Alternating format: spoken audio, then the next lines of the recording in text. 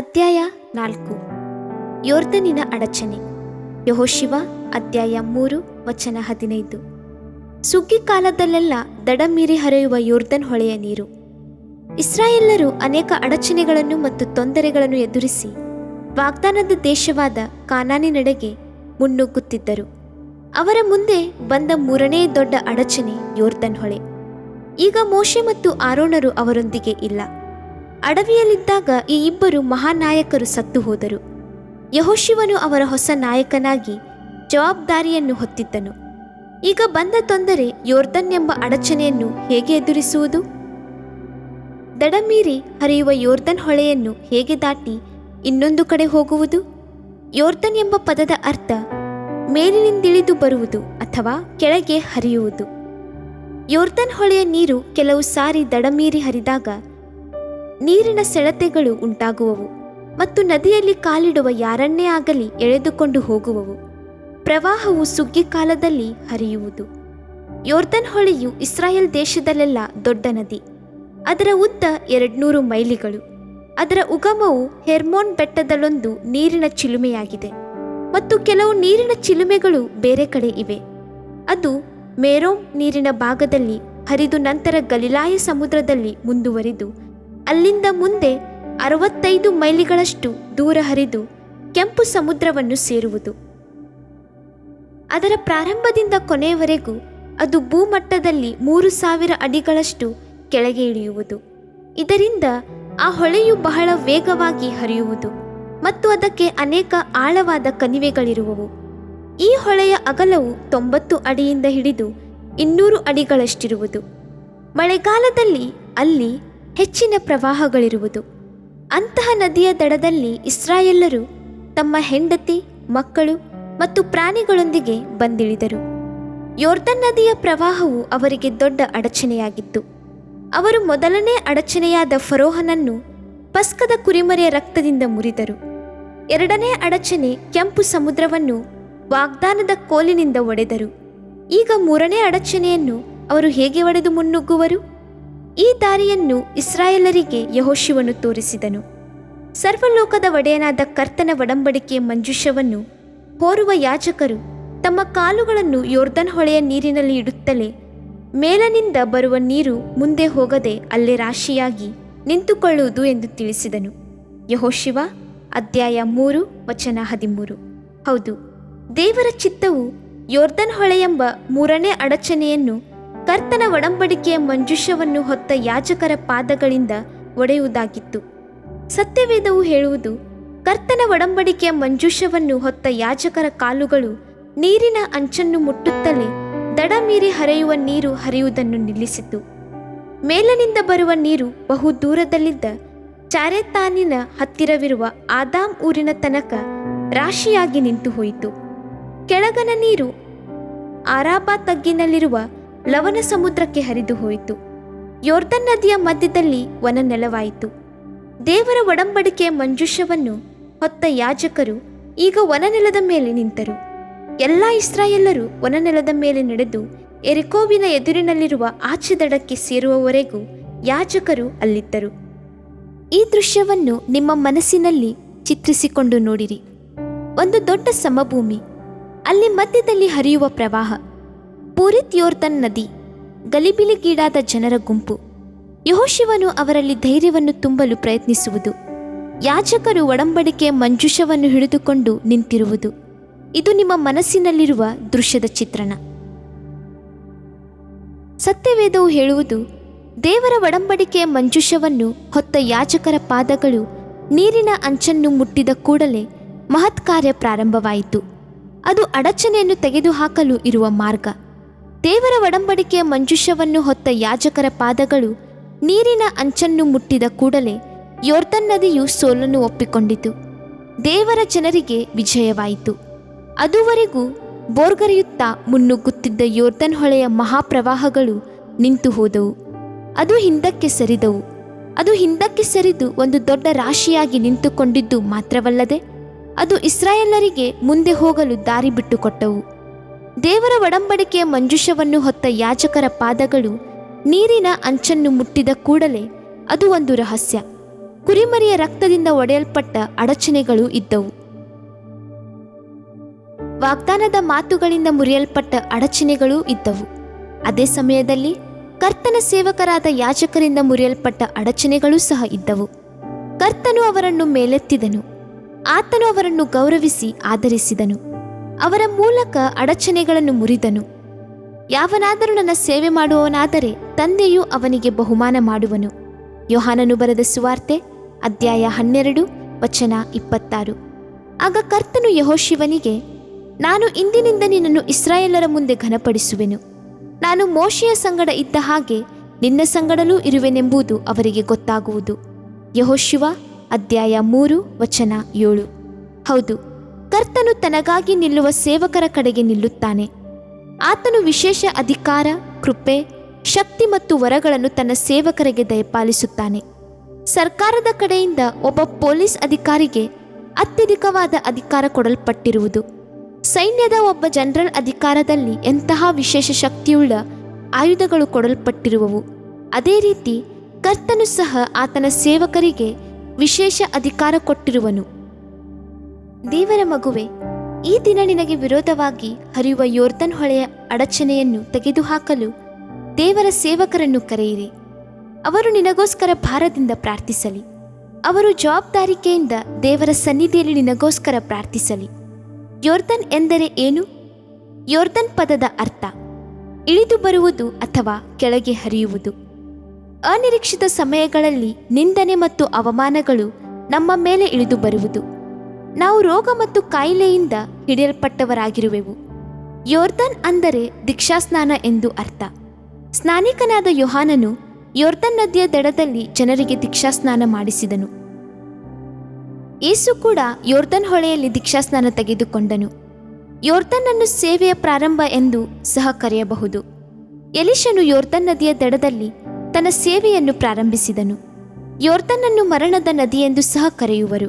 ಆದುದರಿಂದ ಅದು ಮರಣಕ್ಕೆ ಹೋಲಿಕೆಯಾಗಿದೆ. ಕಾನಾನ್ ಯೋರ್ದನಿನ ಆಚೆ ದಡದಲ್ಲಿರುವುದರಿಂದ ಮರಣದ ಆಚೆ ಕಡೆಗೆ ನಮಗೆ ಪರಲೋಕದ ಕಾನಾನ್ ಇದೆ. ನಾವು ಯೋರ್ದನಿನ ಅಡಚಣೆಯ ವಿಷಯವಾಗಿ ಸ್ವಲ್ಪ ಹೆಚ್ಚಿಗೆ ಧ್ಯಾನಿಸೋಣ. ಯೋರ್ದನ್ ಒಂದು ನಿಂದನೆ ಮತ್ತು ಅವಮಾನ. ಕೆಲವು ವೇಳೆ ಅನಿರೀಕ್ಷಿತವಾಗಿ ನಿಂದನೆ ಮತ್ತು ಅವಮಾನಗಳು ನಮ್ಮನ್ನು ಆವರಿಸಿಕೊಂಡು ನಮ್ಮನ್ನು ಹಿಂಸಿಸುತ್ತವೆ. ಅವು ನಮ್ಮ ಮೇಲೆ ಯೋರ್ದನ್ ನದಿಯ ಪ್ರವಾಹದಂತೆ ಬರುವುದರಿಂದ ನಾವು ಗಲಿಬಿಲಿಗೊಳಗಾಗುತ್ತೇವೆ. ಒಬ್ಬ ತಾಯಿ ಕಣ್ಣೀರಿನಿಂದ ನನಗೆ ಪತ್ರ ಬರೆದು ತಿಳಿಸಿದ್ದೇನೆಂದರೆ, ಅವರು ತಮ್ಮ ಪ್ರೀತಿಯ ಮಗಳನ್ನು ಬಹಳ ಪ್ರೀತಿಯಿಂದ ಬೆಳೆಸಿ ಕಾಲೇಜಿಗೆ ಕಳುಹಿಸಿದರು. ಅಲ್ಲಿ ಆಕೆ ಒಬ್ಬ ವ್ಯಕ್ತಿಯೊಂದಿಗೆ ಅನೈತಿಕ ಸಂಬಂಧ ಬೆಳೆಸಿ ಓಡಿ ಹೋದಳು. ಆದರೆ ಆ ವ್ಯಕ್ತಿಗೆ ಮೊದಲೇ ಮದುವೆಯಾಗಿತ್ತು ಮತ್ತು ಅವನು ಅನೇಕ ಹೆಂಗಸರೊಂದಿಗೆ ಸಂಬಂಧ ಬಿಟ್ಟುಕೊಂಡಿದ್ದನು. ಅವರು ಭಯಂಕರವಾದ ಆಘಾತಕ್ಕೊಳಗಾಗಿ ರಾತ್ರಿ ಮತ್ತು ಹಗಲು ಅಳುತ್ತಾ ತಮ್ಮ ಮಗಳ ವಿಷಯವಾಗಿ ಚಿಂತಿಸುತ್ತಿದ್ದರು. ಆಕೆ ತನ್ನ ಪತ್ರವನ್ನು ಮುಗಿಸುತ್ತಾ ಹೇಳಿದ್ದು, ಅವರು ಆತ್ಮಹತ್ಯೆ ಮಾಡಿಕೊಳ್ಳಲು ಪ್ರಯತ್ನಿಸುತ್ತಿರುವುದಾಗಿ ಬರೆದಿದ್ದರು. ಇನ್ನೊಬ್ಬನು ಬರೆದದ್ದು, ಅವನು ತನ್ನ ಸ್ನೇಹಿತನಿಗೆ ಸಹಾಯ ಮಾಡುವ ಸಲುವಾಗಿ ಒಂದು ಬ್ಯಾಂಕ್ ಸಾಲಕ್ಕೆ ಜಾಮೀನಾಗಿ ಪತ್ರಕ್ಕೆ ಸಹಿ ಮಾಡಿರುವುದಾಗಿಯೂ, ಈಗ ಆ ಸ್ನೇಹಿತ ತಪ್ಪಿಸಿಕೊಂಡಿರುವುದಾಗಿಯೂ ಮತ್ತು ಪೂರ್ಣ ಸಾಲವನ್ನು ತಾನು ಕೊಡಬೇಕಾಗಿ ಬಂದಿದೆಯೆಂದು, ಬರುವಂಥ ಅಲ್ಪ ಸಂಬಳದಲ್ಲಿ ತನ್ನ ಕುಟುಂಬವನ್ನು ಸಾಕಬೇಕಾಗಿರುವುದಾಗಿಯೂ ಮತ್ತು ಈ ತೊಂದರೆ ಅವನ ಜೀವನವನ್ನು ಹಿಂಡುತ್ತಿರುವುದಾಗಿಯೂ ಬರೆದಿದ್ದನು. ದೇವರ ಮಗುವೆ, ನಾವು ಈ ರೀತಿ ಸಾವಿರಾರು ಜನರ ಅನಿರೀಕ್ಷಿತವಾಗಿ ಬರುವ ವಿಪತ್ತುಗಳ ವಿಷಯವಾಗಿ ಬರೆಯಬಹುದು. ಈ ಎಲ್ಲ ಸಂದರ್ಭಗಳಲ್ಲಿ ನಾವು ಹೃದಯದಲ್ಲಿ ಕುಂದಿ ಹೋಗುತ್ತೇವೆ. ನಮ್ಮ ಆತ್ಮಗಳನ್ನು ಕತ್ತಲು ಕವಿಯುತ್ತದೆ ಮತ್ತು ನಾವು ಪ್ರಾರ್ಥನೆ ಮಾಡಲಾರದಷ್ಟು ಕಷ್ಟಕ್ಕೊಳಗಾಗುತ್ತೇವೆ. ಈ ಸಂದರ್ಭಗಳಲ್ಲಿ ಲೌಕಿಕ ಜನರ ಬಳಿಗೆ ಹೋಗಬೇಡಿರಿ. ನಿಮ್ಮ ಮನಸ್ಸಿನಲ್ಲಿರುವುದನ್ನು ನಿಜವಾದ ದೇವರ ಸೇವಕರೊಂದಿಗೆ ಹಂಚಿಕೊಳ್ಳಿರಿ. ಒಂದು ಮನಸ್ಸಿನಿಂದ ಅವರೊಂದಿಗೆ ಸೇರಿ ಪ್ರಾರ್ಥಿಸಿರಿ. ಕರ್ತನು ನಿಮ್ಮ ಅಡಚಣೆಗಳನ್ನು ಮುರಿದು ನಿಮ್ಮನ್ನು ಬಿಡಿಸುವನು. ನಿಮಗೆ ನಿಜವಾದ ಸೇವಕರು ಅಂದರೆ ಕರ್ತನ ಒಡಂಬಡಿಕೆಯ ಮಂಜೂಷವನ್ನು ಹೊತ್ತ ಯಾಜಕರ ಅವಶ್ಯಕತೆ ಇದೆ. ಅವರನ್ನು ಹುಡುಕುತ್ತಾ ಹೋಗಿ ಅವರೊಂದಿಗೆ ಅನ್ಯೋನ್ಯತೆಯಿಂದ ಇರಿ. ನೋಡಿರಿ, ಇಸ್ರಾಯೇಲ್ಯರು ಯೋರ್ದನ್ ಬಳಿ ಬಂದಾಗ ಈ ಯಾಜಕರು ತಮ್ಮ ಜೀವನದ ಭಯವಿಲ್ಲದೆ ಧೈರ್ಯವಾಗಿ ಒಡಂಬಡಿಕೆಯ ಮಂಜೂಷವನ್ನು ಹೊತ್ತುಕೊಂಡು ಯೋರ್ದನನ ಪ್ರವಾಹದಲ್ಲಿ ಕಾಲಿಟ್ಟರು. ದೇವರ ಮಗುವೆ, ತಮ್ಮನ್ನು ತಾವೇ ತ್ಯಜಿಸಿ ನಿಮಗಾಗಿ ನಿಜವಾದ ಕಾಳಜಿ ವಹಿಸುವಂತಹ ದೇವರ ಸೇವಕರ ಅವಶ್ಯಕತೆ ಇದೆ.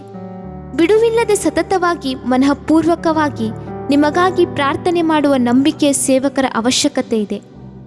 ನನ್ನ ತಾಯಿ ತನ್ನ ಒಂದು ಅನುಭವವನ್ನು ನಮ್ಮೊಂದಿಗೆ ಹಂಚಿಕೊಂಡರು. ನಾನು ಸಣ್ಣವನಾಗಿದ್ದಾಗ ಅನೇಕ ದಿವಸಗಳವರೆಗೆ ಬಹಳವಾದ ಜ್ವರದಿಂದ ನರಳುತ್ತಿದ್ದೆನು ಮತ್ತು ಮರಣದ ಅಂಚಿನಲ್ಲಿದ್ದೆನು. ಹೇಗೋ ನನ್ನ ತಂದೆ ತಾಯಿಗಳು ನನಗಾಗಿ ಹೆಚ್ಚಾಗಿ ಪ್ರಾರ್ಥಿಸಿದರು. ಅದು ಪ್ರಯೋಜನವಾಗಲಿಲ್ಲ. ಕೊನೆಗೆ ಅವರು ಒಬ್ಬ ದೇವರ ಸೇವಕರನ್ನು ಕರೆದರು. ರಾತ್ರಿ ಹಗಲು ಆತನು ನನ್ನ ಹಾಸಿಗೆಯ ಪಕ್ಕದಲ್ಲಿ ಮೊಣಕಾಲೂರಿ ಕರ್ತನನ್ನು ಮನಃಪೂರ್ವಕವಾಗಿ ನನ್ನ ಜೀವನಕ್ಕಾಗಿ ಬೇಡಿಕೊಂಡರು. ಕೊನೆಗೆ ನನ್ನ ಜೀವಕ್ಕೆ ಪ್ರತಿಯಾಗಿ ತಮ್ಮ ಜೀವವನ್ನು ಕೊಡಲು ಸಹ ಅರ್ಪಿಸಿದರು. ಕರ್ತನು ಅವರ ಪ್ರಾರ್ಥನೆಯನ್ನು ಕೇಳಿದನು ಮತ್ತು ಈ ದಿನ ನಾನು ಕರ್ತನ ಸೇವೆಯಲ್ಲಿ ಜೀವಂತನಾಗಿದ್ದೇನೆ. ಆಗ ನಾನು ಮಗುವಾಗಿದ್ದೆನು, ಈಗ ನಾನು ಮಧ್ಯವಯಸ್ಕನು. ಏನೇ ತೊಂದರೆ ಇರಲಿ ನನ್ನ ತಂದೆ ತಾಯಿಗಳು ದೇವರ ಸೇವಕರಿಗೆ ತಿಳಿಸಿ ಅವರೊಂದಿಗೆ ಮನಃಪೂರ್ವಕವಾಗಿ ಪ್ರಾರ್ಥಿಸುತ್ತಿದ್ದರು. ಇಂದು ನಾನು ಒಬ್ಬ ದೇವರ ಸೇವಕನಾಗಿದ್ದರೂ ಸಹ ನನ್ನೊಂದಿಗೆ ಅನೇಕ ಸಹೋದ್ಯೋಗಿಗಳು ನನಗಾಗಿ ಭಾರವಾದ ಮನಸ್ಸಿನಿಂದ ಪ್ರಾರ್ಥಿಸುತ್ತಿರುವರು. ನನ್ನ ಪ್ರಾರ್ಥನೆಯಿಂದ ಬಿಡುಗಡೆ ಸಾಧ್ಯವಿಲ್ಲದಂಥ ಸಂದರ್ಭದಲ್ಲಿ ನಾನು ಈ ಪ್ರೀತಿಯ ದೇವರ ಸೇವಕರ ಬಳಿಗೆ ಧಾವಿಸುತ್ತೇನೆ ಮತ್ತು ಅವರೊಂದಿಗೆ ಮನಃಪೂರ್ವಕವಾಗಿ ಪ್ರಾರ್ಥಿಸುತ್ತೇನೆ. ಆಗ ಕರ್ತನು ನನ್ನ ಎಲ್ಲ ಅಡಚಣೆಗಳನ್ನು ಒಡೆದು ಬಿಡುವನು. ಯೋರ್ದನ್ ಕಾನಾನಿಗೆ ಒಂದು ಅಡಚಣೆ. ಯೋರ್ದನ್ ನದಿ ಯಾವಾಗಲೂ ನಮಗೆ ನಮ್ಮ ಪ್ರೀತಿಯ ಕರ್ತನ ದೀಕ್ಷಾಸ್ನಾನವನ್ನು ಜ್ಞಾಪಕಪಡಿಸುತ್ತದೆ. ಅಲ್ಲಿ ದೇವರ ಒಬ್ಬ ಪ್ರೀತಿಯ ಸೇವಕನು ನಿಂತಿರುವುದನ್ನು ನೋಡುತ್ತೇವೆ. ಸ್ನಾನಿಕನಾದ ಯೋಹಾನನು ಸತ್ಯವೇದವು ಹೇಳುವುದು, ಆ ಕಾಲದಲ್ಲಿ ಯೇಸು ಯೋಹಾನನಿಂದ ಸ್ನಾನ ಮಾಡಿಸಿಕೊಳ್ಳಬೇಕೆಂದು ಗಲಿಲಾಯದಿಂದ ಯೋರ್ದನ್ ಹೊಳೆಗೆ ಬಂದನು. ಮತ್ತಾಯನು ಬರೆದ ಸುವಾರ್ತೆ ಅಧ್ಯಾಯ 3 ವಚನ 13. ನಮ್ಮ ದೇವರ ಮಹಾದೀನತೆಯನ್ನು ಗಮನಿಸಿರಿ. ಆತನು ತನ್ನನ್ನು ಎಷ್ಟು ತಗ್ಗಿಸಿಕೊಂಡನೆಂದರೆ ತನ್ನ ಸೇವಕರನ್ನು ಸನ್ಮಾನಿಸಲು ಮತ್ತು ತನ್ನನ್ನು ತನ್ನ ಸೃಷ್ಟಿಯ ಮುಂದೆ ತಗ್ಗಿಸಿಕೊಳ್ಳಲು ಸ್ನಾನಕ್ಕೆ ಒಪ್ಪಿಸಿದನು. ಇದು ನಮ್ಮ ಕರ್ತನಾದ ಯೇಸುಕ್ರಿಸ್ತನ ದೀನತೆಯನ್ನು ತೋರಿಸುತ್ತದೆ ಮತ್ತು ದೀಕ್ಷಾಸ್ನಾನ ಮಹತ್ತನ್ನು ಎತ್ತಿ ಹಿಡಿಯುತ್ತದೆ. ಒಬ್ಬನು ಯೋರ್ದನ್ನನ್ನು ದಾಟದೆ ಕಾನಾನಿಗೆ ಸೇರಲು ಸಾಧ್ಯವಿಲ್ಲ. ಅದರಂತೆ ಒಬ್ಬನು ದೀಕ್ಷಾಸ್ನಾನವಿಲ್ಲದೆ ಪರಲೋಕ ರಾಜ್ಯವನ್ನು ಸೇರಲಾರನು. ಅದಕ್ಕೆ ಯೇಸು, ನಾನು ನಿಮಗೆ ನಿಜ ನಿಜವಾಗಿ ಹೇಳುತ್ತೇನೆ, ಒಬ್ಬನು ನೀರಿನಿಂದಲೂ ಆತ್ಮನಿಂದಲೂ ಹುಟ್ಟದಿದ್ದರೆ ದೇವರ ರಾಜ್ಯಕ್ಕೆ ಸೇರಲಾರನು. ಯೋಹಾನನು ಬರೆದ ಸುವಾರ್ತೆ ಅಧ್ಯಾಯ 3 ವಚನ 5. ನಂಬಿ ದೀಕ್ಷಾಸ್ನಾನ ಮಾಡಿಸಿಕೊಳ್ಳುವವನು ರಕ್ಷಣೆ ಹೊಂದುವನು, ನಂಬದೇ ಹೋಗುವವನು ದಂಡನೆಗೆ ಗುರಿಯಾಗುವನು. ಮಾರ್ಕನು ಬರೆದ ಸುವಾರ್ತೆ ಅಧ್ಯಾಯ 16 ವಚನ 16. ದೇವರ ಮಗುವೆ, ದೀಕ್ಷಾಸ್ನಾನವು ನೀನು ಪರಲೋಕ ರಾಜ್ಯವನ್ನು ಸೇರಲು ಅಡಚಣೆಯಾಗದಂತೆ ನೋಡಿಕೊ. ಕರ್ತನ ಆಜ್ಞೆ ದೊಡ್ಡದಾಗಲಿ ಅಥವಾ ಚಿಕ್ಕದಾಗಲಿ ತಕ್ಷಣವೇ ವಿಧೇಯತೆಯಿಂದ ಒಪ್ಪಿಕೊ. ಅನೇಕರು ಈ ವಿಷಯದಲ್ಲಿ ತರ್ಕ ಮಾಡಿ ತಮ್ಮನ್ನು ತಾವೇ ನಾಶಪಡಿಸಿಕೊಳ್ಳುತ್ತಾರೆ. ಇದು ಅವರನ್ನು ಕಾನಾನನ್ನು ಪ್ರವೇಶಿಸದಂತೆ ತಡೆಯುತ್ತದೆ. ಆ ದಿನಗಳಲ್ಲಿ ಫರಿಸಾಯರು ಸಹ ಇದೇ ರೀತಿ ಮಾಡಿದರು. ಸತ್ಯವೇದವು ಹೇಳುವುದು, ಆದರೆ ಫರಿಸಾಯರು ಧರ್ಮೋಪದೇಶಕರು ಅವನಿಂದ ದೀಕ್ಷಾಸ್ನಾನ ಮಾಡಿಸಿಕೊಳ್ಳದೆ ಹೋದುದರಲ್ಲಿ ತಮ್ಮ ವಿಷಯವಾಗಿ ದೇವರ ಸಂಕಲ್ಪವನ್ನು ನಿರಾಕರಿಸಿದರು. ಲೂಕನ ಬರೆದ ಸುವಾರ್ತೆ ಅಧ್ಯಾಯ 7 ವಚನ 30. ಗಮನವಿಡಿರಿ, ಎಚ್ಚರವಾಗಿರಿ, ಸಿದ್ಧರಾಗಿರಿ. ತಮಗೆ ವಿರೋಧವಾಗಿ ತಾವೇ ದೇವರ ಮಗುವೆ ಎಂದು ನಿನಗೆ ನೀನೇ ಹಾನಿ ಮಾಡಿಕೊಳ್ಳಬೇಡ. ಒಬ್ಬ ಸಹೋದರಿ ಪ್ರೀತಿಯುಳ್ಳ ಯೇಸುಕ್ರಿಸ್ತನು ದೀಕ್ಷಾಸ್ನಾನ ಹೊಂದಲಿಲ್ಲ ಎಂಬ ಒಂದೇ ಕಾರಣದಿಂದ ಪರಲೋಕವನ್ನು ಪ್ರವೇಶಿಸುವುದನ್ನು ತಡೆಯುತ್ತಾನೋ ಎಂದು ಕೇಳಿದಳು. ಆ ಸಹೋದರಿ ಆತನನ್ನು ಪ್ರೀತಿಯ ಯೇಸುಕ್ರಿಸ್ತನೆಂದು ಮಾತ್ರ ಬಲ್ಲಳು, ಆದರೆ ಆಕೆ ಆತನನ್ನು ನೀತಿಯ ನ್ಯಾಯಾಧಿಪತಿಯೂ ಆಗಿದ್ದಾನೆಂದು ತಿಳಿದಿಲ್ಲ. ಆಕೆ ಆತನನ್ನು ತನ್ನ ಮಾತುಗಳನ್ನು ಕಾಯ್ದುಕೊಳ್ಳಬಲ್ಲ ನಂಬಿಗಸ್ತ ದೇವರೆಂದು ತಿಳಿದಿಲ್ಲ. ಆತನು ಪ್ರೀತಿಯುಳ್ಳವನಾಗಿರುವುದರಿಂದ ಆತನು ನಮ್ಮ ಅಪರಾಧಗಳನ್ನು ನೋಡುವವನಲ್ಲ. ಆತನು ನಿಜ ನಿಜವಾಗಿಯೂ ತನ್ನ ಆಡಳಿತವನ್ನು ಸ್ಥಾಪಿಸುವನು. ಆತನು ಪ್ರೀತಿಯುಳ್ಳವನು ಎಂಬುದು ನಿಜ. ನೀವು ನಿಜವಾಗಿಯೂ ಆತನನ್ನು ಪ್ರೀತಿಸುತ್ತಿದ್ದರೆ ನೀವು ಸಂತೋಷವಾಗಿ ಆತನ ಆಜ್ಞೆಗಳನ್ನು ಕೈಗೊಂಡು ಆತನ ನೀತಿಯನ್ನು ನಡೆಸುವಿರಿ. ಯೇಸು ಅವನಿಗೆ, ಯಾರಾದರೂ ನನ್ನನ್ನು ಪ್ರೀತಿಸುವುದಾದರೆ ನನ್ನ ಮಾತನ್ನು ಕೈಗೊಂಡು ನಡೆಯುವವನು. ಅವನನ್ನು ನನ್ನ ತಂದೆಯು ಪ್ರೀತಿಸುವನು ಮತ್ತು ನಾವಿಬ್ಬರು ಅವನ ಬಳಿಗೆ ಬಂದು ಅವನ ಬಳಿಯಲ್ಲಿ ಬಿಡಾರವನ್ನು ಮಾಡಿಕೊಳ್ಳುವೆವು. ಯೋಹಾನನು ಬರೆದ ಸುವಾರ್ತೆ ಅಧ್ಯಾಯ 14 ವಚನ 23. ಕೆಲವು ಜನರು ತರ್ಕ ಮಾಡುವುದೇನೆಂದರೆ, ಅರೇಬಿಯಾದ ಮರಳುಗಾಡಿಯಲ್ಲಿ ನೀರೇ ಇಲ್ಲ, ಮತ್ತು ಕುಡಿಯುವ ನೀರಿಗಾಗಿ ಅವರು ಒಂದು ನಾಳವನ್ನು ಒಂಟೆಯ ಹೊಟ್ಟೆಯೊಳಗೆ ಹಾಕಿ ಅಲ್ಲಿಂದ ನೀರನ್ನು ಎಳೆಯುತ್ತಾರಲ್ಲ, ಈ ಸ್ಥಿತಿಯಲ್ಲಿ ಹೇಗೆ ಒಬ್ಬನು ನೀರಿನಲ್ಲಿ ಮುಳುಗಿ ದೀಕ್ಷಾಸ್ನಾನ ಪಡೆಯಬಹುದು? ಹಾಗಾದರೆ ಅವರೆಲ್ಲರಿಗೂ ಪರಲೋಕದಲ್ಲಿ ಪ್ರವೇಶ ನಿಷಿದ್ಧವಾಗಿದೆಯೋ? ಅವರ ತರ್ಕದಿಂದ ಹೀಗೆನಿಸುತ್ತದೆ, ಮಧ್ಯಪೂರ್ವದಲ್ಲಿ ವಾಸಿಸುವವರೆಲ್ಲರೂ ನೀರನ್ನು ಕುಡಿಯುವುದಿಲ್ಲ ಮತ್ತು ಸ್ನಾನ ಮಾಡುವುದಿಲ್ಲ. ಹೇಗಾದರೂ ಅದು ಆ ರೀತಿಯಲ್ಲ. ಆ ಮರುಭೂಮಿಯಲ್ಲೂ ನೀರಿನ ಒರತೆಗಳು ಇವೆ ಮತ್ತು ಅವುಗಳನ್ನು ಒಯಾಸಿಸ್ ಎಂದು ಕರೆಯುವರು. ಎಲ್ಲಕ್ಕಿಂತ ಹೆಚ್ಚಾಗಿ ಕರ್ತನು ಬಂಡೆಯಿಂದ ನೀರನ್ನು ಕೊಡಲು ತಯಾರಾಗಿರುವನು ಮತ್ತು ಮರಳುಗಾಡಿನಲ್ಲಿ ಹರಿಯುವ ನೀರನ್ನು ಆತನೇ ಉಂಟು ಮಾಡಿರುವನು.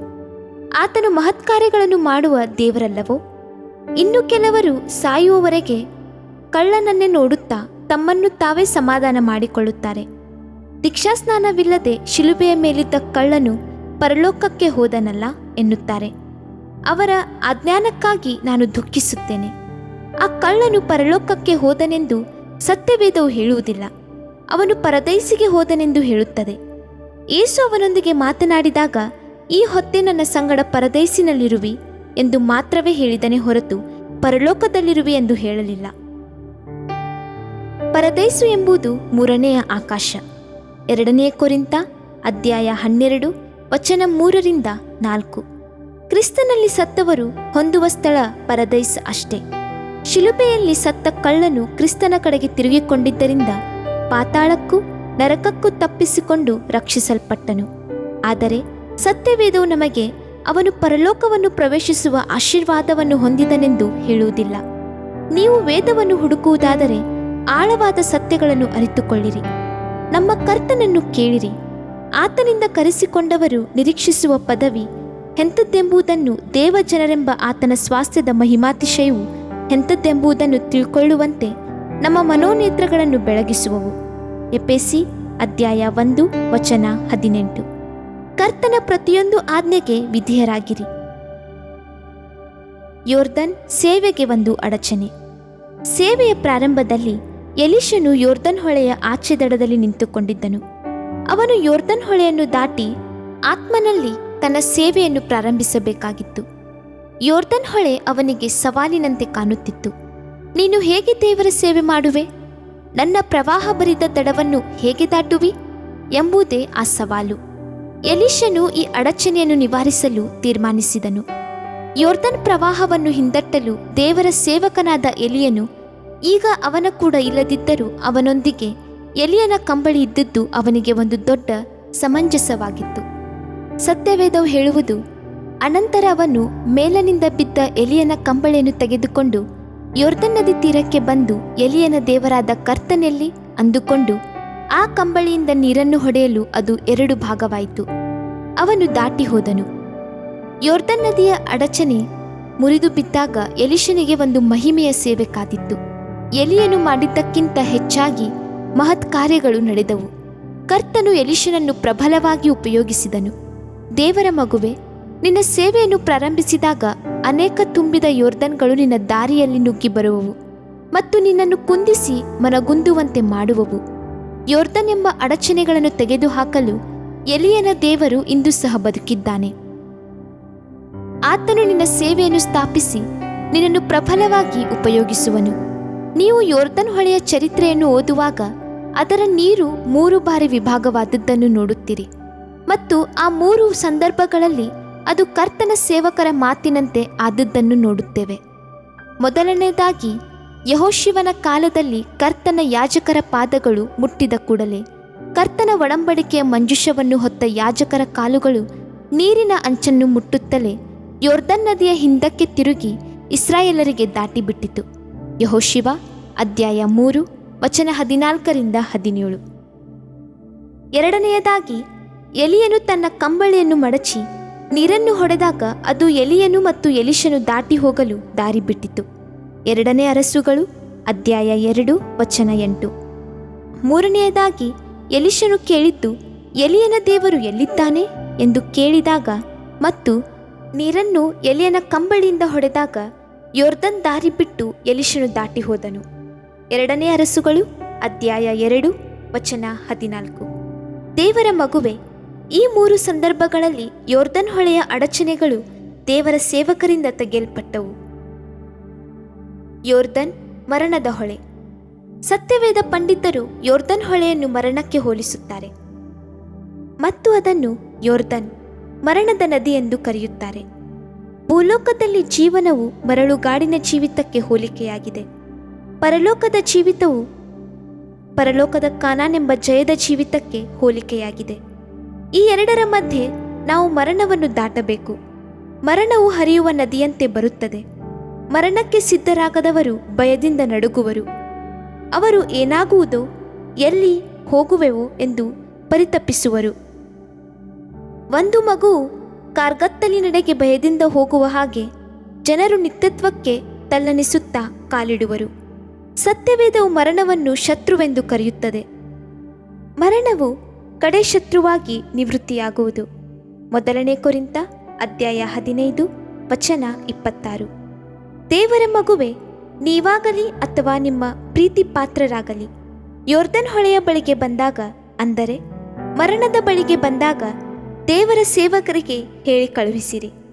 ಅವರು ಸಾಯುವ ಮೊದಲು ಅವರ ಆತ್ಮನು ದೇವರೊಂದಿಗೆ ಸಂಧಾನವಾಗುವಂತೆ ಸಹಾಯ ಮಾಡಲಿ ಮತ್ತು ಕ್ಷಮಾಪಣೆಯ ನಿಶ್ಚಯವನ್ನು ಪಡೆದುಕೊಳ್ಳಲಿ.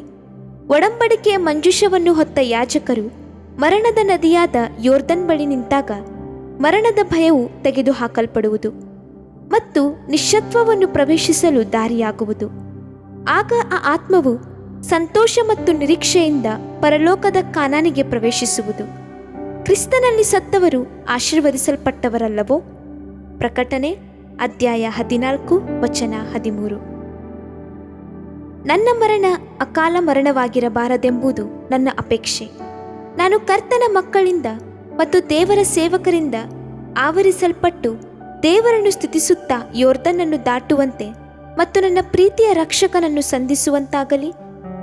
ನನ್ನ ಸೇವೆಯ ಕಾಲದಲ್ಲಿ ನಾನು ಅನೇಕ ಸಂತರ ಮರಣದ ಸಮಯದಲ್ಲಿ ಅವರೊಂದಿಗಿದ್ದೆ. ನನ್ನ ಆಸ್ಪತ್ರೆಯ ಸೇವೆಯಲ್ಲಿ ನಾನು ಅನೇಕರನ್ನು ನಿತ್ಯತ್ವವನ್ನು ಹೊಂದುವಂತೆ ಸಿದ್ಧಪಡಿಸಿದ್ದೇನೆ. ಮರಣದ ಸಮಯದಲ್ಲಿ ಅನೇಕ ವಿಶ್ವಾಸಿಗಳು ನನಗೆ ಗೊತ್ತಿಲ್ಲದಂತೆ ಕರ್ತನು ನನ್ನನ್ನು ಅವರ ಮರಣದ ಹಾಸಿಗೆಯ ಬಳಿಗೆ ನಡೆಸಿದ್ದಾನೆ. ಒಬ್ಬ ದೇವರ ಸೇವಕರು ಅವರ ಬಳಿ ನಿಂತಿದ್ದಾಗ ಅವರಿಗಿದ್ದ ಮಹಾ ಸಮಾಧಾನ ಮತ್ತು ಆದರಣೆ ಎಂಥದ್ದು ಎಂದು ನಿನಗೆ ಗೊತ್ತುಂಟೋ? ದೇವರ ಸೇವಕರು ಅಲ್ಲಿ ನಿಲ್ಲಲಿ. ಒಡಂಬಡಿಕೆಯ ಮಂಜೂಷವನ್ನು ಹೊತ್ತ ಯಾಜಕರು ಅಲ್ಲಿ ನಿಲ್ಲಬೇಕು. ಅವರ ಪಾದಗಳು ಮುಟ್ಟಿದ ಕೂಡಲೇ ಯೋರ್ದನ್ ಹೊಳೆಯು ದಾರಿ ಬಿಡುವುದು. ಒಂದು ಸಂಗತಿ ನನ್ನ ನೆನಪಿಗೆ ಬರುವುದು. ನಾನು ಸಿಂಗಾಪುರ್ನಲ್ಲಿ ಸೇವೆ ಮಾಡುತ್ತಿದ್ದಾಗ ನನ್ನ ಸ್ನೇಹಿತನು ನನ್ನನ್ನು ತನ್ನ ಕಾರಿನಲ್ಲಿ ಅನೇಕ ಸ್ಥಳಗಳಿಗೆ ಕರೆದೊಯ್ದನು. ದಾರಿಯುದ್ದಕ್ಕೂ ಆತನು ದೇವರ ಸೇವಕರ ವಿಷಯವಾಗಿ ಬಹಳ ಕೀಳಾಗಿ ಮಾತನಾಡಿದನು.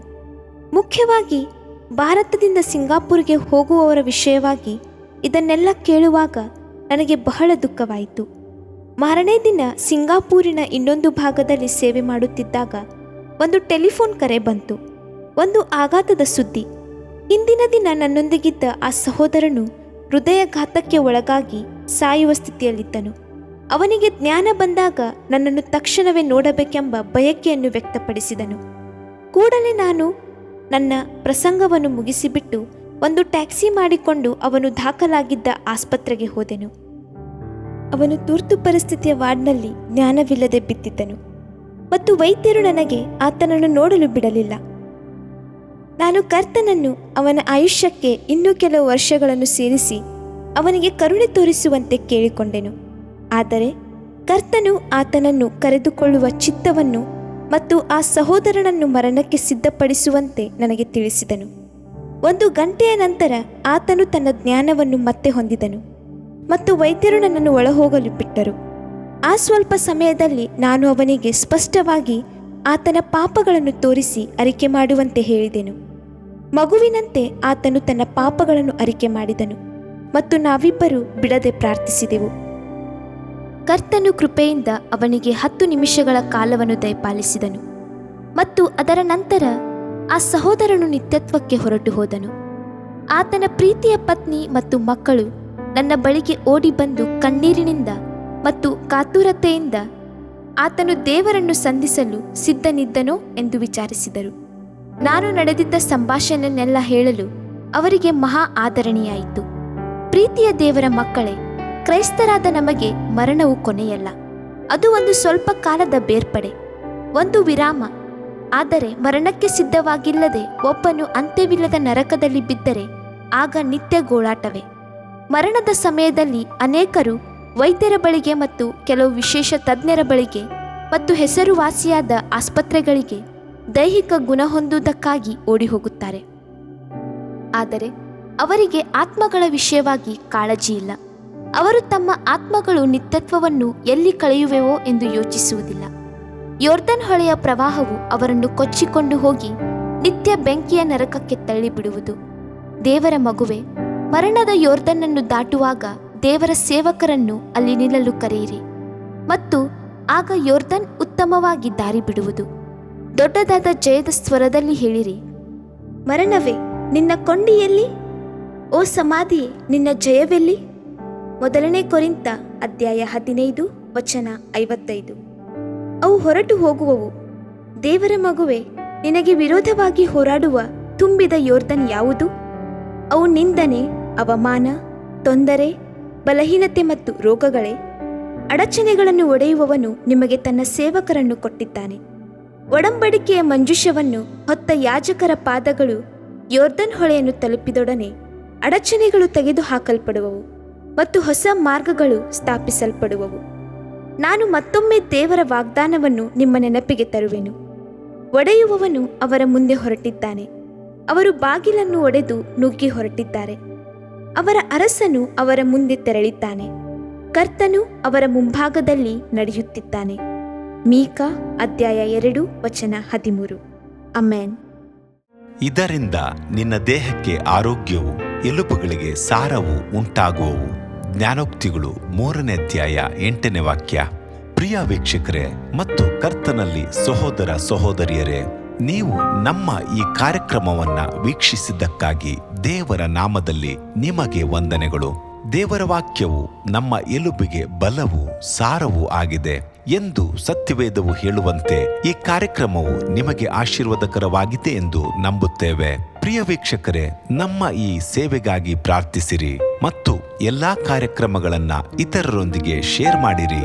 ಅದೇ ರೀತಿಯಾಗಿ ನಮ್ಮ ಈ ಯೂಟ್ಯೂಬ್ ಚಾನೆಲ್ ಅನ್ನು ಸಬ್ಸ್ಕ್ರೈಬ್ ಮಾಡಿರಿ ಹಾಗೂ ಲೈಕ್ ಮಾಡಿ. ನಿಮ್ಮ ಅನಿಸಿಕೆಗಳನ್ನು ಕಮೆಂಟ್ ಬಾಕ್ಸ್ನಲ್ಲಿ ನಮಗೆ ತಿಳಿಯಪಡಿಸಿ. ನಮ್ಮ ಸಂಖ್ಯೆ 7022104605. ಈ ಸಂಖ್ಯೆಗೆ ಕರೆ ಮಾಡಿರಿ. ಒಬ್ಬ ಪಾಪಿಯ ಪ್ರಾರ್ಥನೆ, ಯೇಸುವನ್ನು ರಕ್ಷಕನಾಗಿ ಅಂಗೀಕರಿಸಲು ಮಾಡಬೇಕಾದ ಪ್ರಾರ್ಥನೆ. ಪ್ರಿಯ ಪರಲೋಕದ ತಂದೆಯೇ, ಯೇಸುವಿನ ಹೆಸರಿನಲ್ಲಿ ನಾನು ನಿನ್ನ ಬಳಿಗೆ ಬಂದಿದ್ದೇನೆ. ನನ್ನ ಬಳಿಗೆ ಬರುವವರನ್ನು ನಾನು ತಳ್ಳಿಬಿಡುವುದೇ ಇಲ್ಲ. ಯೋಹಾನ 6:37 ಎಂದು ನಿನ್ನ ವಾಕ್ಯ ಹೇಳುತ್ತದಲ್ಲ. ಆದ್ದರಿಂದ ನೀನು ನನ್ನನ್ನು ತಳ್ಳಿಬಿಡದೆ ನನ್ನನ್ನು ಸೇರಿಸಿಕೊಳ್ಳುವಿ ಎಂದು ನನಗೆ ಗೊತ್ತಿದೆ. ಆದ್ದರಿಂದ ನಾನು ನಿನಗೆ ಸ್ತೋತ್ರ ಮಾಡುತ್ತೇನೆ. ನೀನು ನಿನ್ನ ವಾಕ್ಯದಲ್ಲಿ ನೀನು ಯೇಸುವನ್ನೇ ಕರ್ತನೆಂದು ಬಾಯಿಂದ ಅರಿಕೆ ಮಾಡಿಕೊಂಡು ದೇವರು ಆತನನ್ನು ಸತ್ತವರೊಳಗಿಂದ ಎಬ್ಬಿಸಿದನೆಂದು ಹೃದಯದಿಂದ ನಂಬಿದರೆ ನಿನಗೆ ರಕ್ಷಣೆಯಾಗುವುದು ಎಂತಲೂ ಕರ್ತನ ನಾಮವನ್ನ ಹೇಳಿಕೊಳ್ಳುವವರೆಲ್ಲರಿಗೆ ರಕ್ಷಣೆಯಾಗುವುದೆಂತಲೂ ಬರೆದಿದೆ. ರೋಮ 10:9 13ನೇ ವಾಕ್ಯ. ಯೇಸು ಕ್ರಿಸ್ತನು ದೇವಕುಮಾರನೆಂದು ನನ್ನ ಹೃದಯದಲ್ಲಿ ನಂಬುತ್ತೇನೆ. ನನ್ನನ್ನು ನೀತಿವಂತನನ್ನಾಗಿ ಮಾಡುವುದಕ್ಕಾಗಿ ಆತನು ಸತ್ತವರೊಳಗಿಂದ ಎಬ್ಬಿಸಲ್ಪಟ್ಟನು ಎಂದು ನಂಬುತ್ತೇನೆ. ನಾನು ಆತನ ನಾಮವನ್ನ ಹೇಳಿಕೊಳ್ಳುತ್ತೇನೆ. ಯೇಸುವೇ, ನೀನೇ ಕರ್ತನು. ತಂದೆಯೇ, ನೀನು ನನ್ನನ್ನು ರಕ್ಷಿಸಿದಿ ಎಂದು ನಾನು ನಂಬುತ್ತೇನೆ. ನಿನ್ನ ವಾಕ್ಯವು ಹೇಳುತ್ತದೆ, ಮನುಷ್ಯನು ಹೃದಯದಿಂದ ನಂಬುವುದರ ಮೂಲಕ ನೀತಿಯು ದೊರಕುತ್ತದೆ, ಬಾಯಿಂದ ಅರಿಕೆ ಮಾಡುವುದರ ಮೂಲಕ ರಕ್ಷಣೆಯಾಗುತ್ತದೆ. ರೋಮ 10:10. ನಾನೀಗ ನನ್ನ ಹೃದಯದಲ್ಲಿ ನಂಬುತ್ತೇನೆ ಹಾಗೂ ಯೇಸುವೇ ನನ್ನ ಕರ್ತನೆಂದು ಅರಿಕೆ ಮಾಡುತ್ತೇನೆ. ಆದುದರಿಂದ ನಾನೀಗ ರಕ್ಷಣೆ ಹೊಂದಿದ್ದೇನೆ. ಅಪ್ಪಾ ತಂದೆಯೇ, ನಿನಗೆ ಸ್ತೋತ್ರ. ಲೂಕನು ಬರೆದ ಸುವಾರ್ತೆ 11ನೇ ಅಧ್ಯಾಯದಲ್ಲಿ ಬರೆದಿರುವಂತೆ, ನಿಮ್ಮಲ್ಲಿ ತಂದೆಯಾದವನು ಮೀನನ್ನು ಕೇಳುವ ಮಗನಿಗೆ ಮೀನು ಕೊಡದೆ ಹಾವನ್ನು ಕೊಡುವನೆ? ಅಥವಾ ತತ್ತಿಯನ್ನು ಕೇಳಿದರೆ ಚೇಳನ್ನು ಕೊಡುವನೆ? ಹಾಗಾದರೆ ಕೆಟ್ಟವರಾದ ನೀವು ನಿಮ್ಮ ಮಕ್ಕಳಿಗೆ ಒಳ್ಳೆ ಪದಾರ್ಥಗಳನ್ನ ಕೊಡಬಲ್ಲವರಾದ್ರೆ ಪರಲೋಕದಲ್ಲಿರುವ ನಿಮ್ಮ ತಂದೆಯು ತನ್ನನ್ನು ಬೇಡಿಕೊಳ್ಳುವವರಿಗೆ ಎಷ್ಟೋ ಹೆಚ್ಚಾಗಿ ಪವಿತ್ರಾತ್ಮ ವರವನ್ನ ಕೊಡುವವನಲ್ಲವೇ ಅಂದನು. ತಂದೆಯೇ, ನೀನು ಕೇಳಿಕೊಳ್ಳುವವರಿಗೆ ಪವಿತ್ರಾತ್ಮನ ವರವನ್ನು ಹೇರಳವಾಗಿ ಕೊಡುವಾತನಾಗಿದ್ದಿ. ಆದ್ದರಿಂದ ನನ್ನ ಮೇಲೆಯೂ ನಿನ್ನ ಆತ್ಮನನ್ನು ಸುರಿಸಬೇಕಾಗಿ ಬೇಡಿಕೊಳ್ಳುತ್ತೇನೆ. ಕೀರ್ತನೆ 81:10 ಬರೆದಿದೆ, ಅಗಲವಾಗಿ ಬಾಯಿದೆರೆಯಿರಿ, ಅದನ್ನು ತುಂಬಿಸುವೆನು. ಕರ್ತನೇ, ನನ್ನನ್ನು ಪವಿತ್ರಾತ್ಮನಿಂದ ತುಂಬಿದಂತ ನೀನು ನನ್ನನ್ನು ಅನ್ಯ ಭಾಷೆಯ ವರದಿಂದಲೂ ತುಂಬುವವನಾಗಿದ್ದಿ ಎಂದು ನಂಬುತ್ತೇನೆ. ಅದರಂತೆ ನಾನು ನನ್ನ ಬಾಯಿಯನ್ನು ತೆರೆದು ನಿನ್ನ ಸ್ತೋತ್ರ ಮಾಡುವಾಗ ಅನ್ಯ ಭಾಷೆಯ ಅಭಿಷೇಕದಿಂದ ನನ್ನನ್ನು ತುಂಬುವವನಾಗಿದ್ದಿ ಎಂದು ನಂಬುತ್ತೇನೆ. ಈಗ ನೀವು ನಿಮ್ಮ ಬಾಯಿಯನ್ನು ತೆರೆದು ಮಾತನಾಡುವಾಗ ಪವಿತ್ರಾತ್ಮನು ನಿಮ್ಮ ಬಾಯಿಯನ್ನು ತನ್ನ ಭಾಷೆಯಿಂದ ತುಂಬುವವನಾಗಿದ್ದಾನೆ. ಇದು ದೇವರ ಭಾಷೆಯಾಗಿದೆ. ಈ ಅಭಿಷೇಕವನ್ನ ಹೊಂದಿಕೊಳ್ಳಲು ನೀವು ನಿಮ್ಮ ಸ್ವರವನ್ನ ಉಪಯೋಗಿಸಬೇಕು. ಅದರಿಂದ ನೀವು ನಿಮ್ಮ ಬಾಯನ್ನು ತೆರೆದು ದೇವರಿಗೆ ಸ್ತೋತ್ರ ಮಾಡುವಾಗ ದೇವರು ನಿಮ್ಮನ್ನು ಅನ್ಯ ಭಾಷೆಯ ವರದಿಂದ ತುಂಬುವವನಾಗಿದ್ದಾನೆ. ಪ್ರಿಯರೇ, ಈಗ ನೀವು ಪವಿತ್ರಾತ್ಮನಿಂದ ತುಂಬಲ್ಪಟ್ಟ ಆತನ ಪ್ರಿಯ ಮಕ್ಕಳಾಗಿದ್ದೀರಿ. ದೇವರ ನಾಮಕ್ಕೆ ಸ್ತೋತ್ರವಾಗಲಿ.